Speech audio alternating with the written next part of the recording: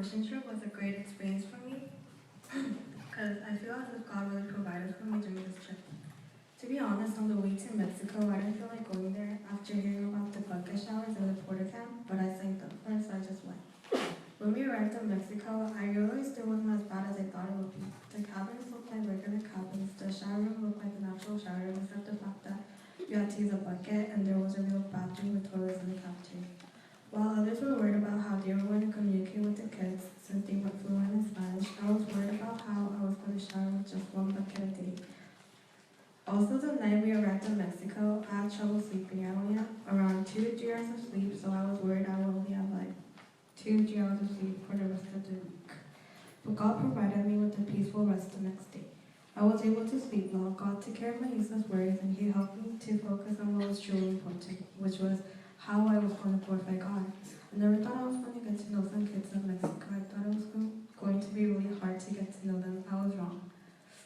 The kids there were very loving and they opened up to us. When the kids smiled and hugged me just because I smiled and said hi, I realized there wasn't much of a difference between kids in Mexico and kids here. Even though I didn't speak their language, we communicated with simple body languages and I had a lot of fun with the kids. I usually don't smile a lot most of the time, but when I got to Mexico and when I played with the kids, I just naturally started to smile often. And I was really overjoyed by them. Although they were much younger than me, I had a lot to learn from them. They were full of joy even though they didn't have much. I don't think I saw one kid looking miserable. Compared to their lives, I feel as I live a luxurious life, but I'm constantly complaining. Their positive attitude made me feel ashamed because they're thankful for every little thing they have. But I'm always complaining about the things I don't have.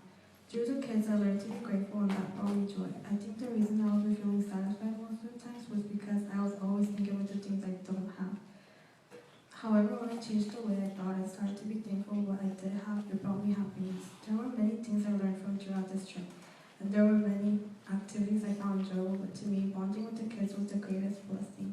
Overall, I believe that God really does provide, and the great experience I had with the kids motivated me to start